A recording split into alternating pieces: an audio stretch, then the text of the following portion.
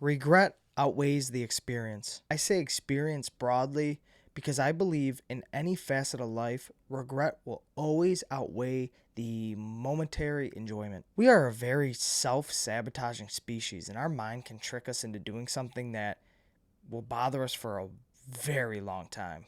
I must admit, this is a very cliche concept, but I want to apply this concept to health and wellness to start. So let's say you've been telling yourself for months, people even tell themselves this for years.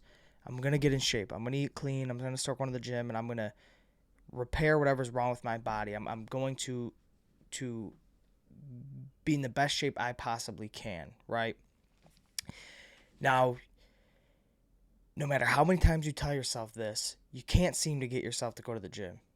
And you can't seem to stay away from the sweets when they're around you, or you might even go and seek those treats out. And this goes on and on and on. This is where this concept could be applied, I think, to its highest regard. No gym session will be so bad that the pain outweighs the pain of the regret of not going.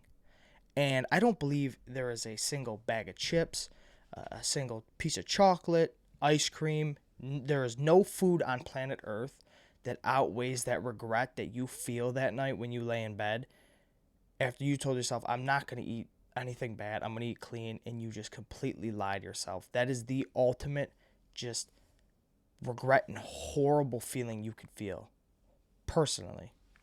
Now, let's apply it to just goal setting in general. Say, in the month of December, you tell yourself, I want to read 2 books, and at the end of it, I want to write a little article and maybe publish it online somewhere, because I've been really interested my whole life in doing some sort of writing, right?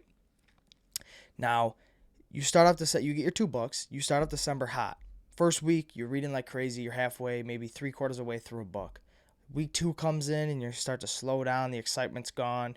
You start trading reading time when you have free time with scrolling, and that just compounds. And by the end of the month, you only get through, you hardly get through 1 book. That regret when you're at the end of the month, like, man, what would my life be like if I finished those 2 books and actually wrote that article? Maybe I would have found great fulfillment in that. I would have been super excited to post it. Maybe I would have had a lot of fun, but you would never know because you didn't do it. And I guarantee you would love to trade in those hours that you spent on the phone, and you would trade those in for reading time. It's just imperative when you're going through life to be aware and just constantly keep reminding yourself that the regret that I'm going to feel from doing this probably will not outweigh the enjoyment I get from doing it. I gave 2 just pretty service level examples there, but I mean, you could look at people cheating on significant others.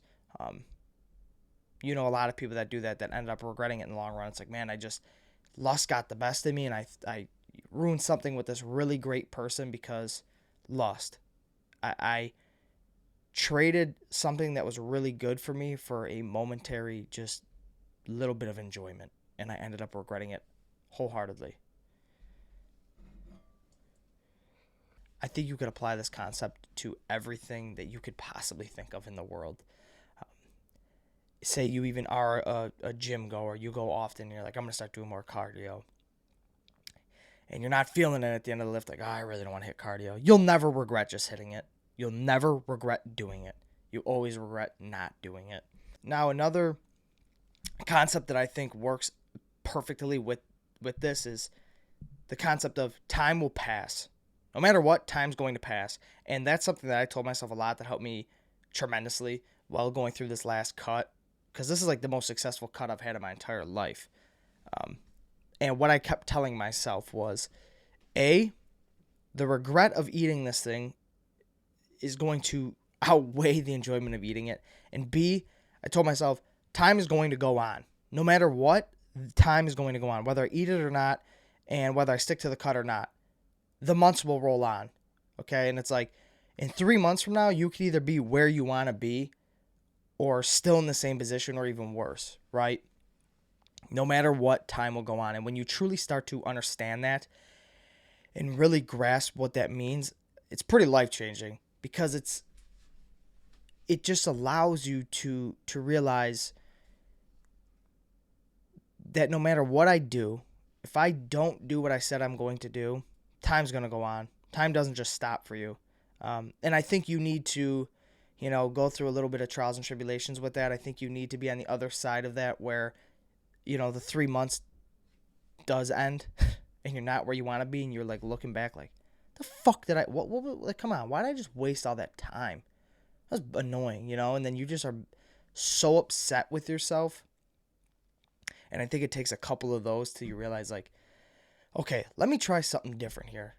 Let me experience what it feels like to be at the end of those 3 months and I'm exactly where I want to be, or maybe even farther than I ever dreamed of being. So those two notions just work like peanut butter and jelly. They really do. Once you understand that regret outweighs the experience every time, and then you fully grasp that no matter what, time will go on, I think you've added two really valuable tools to your toolbox and to your arsenal to ensure you have the best chance of success. You guys know the drill. I will talk to you tomorrow. Peace.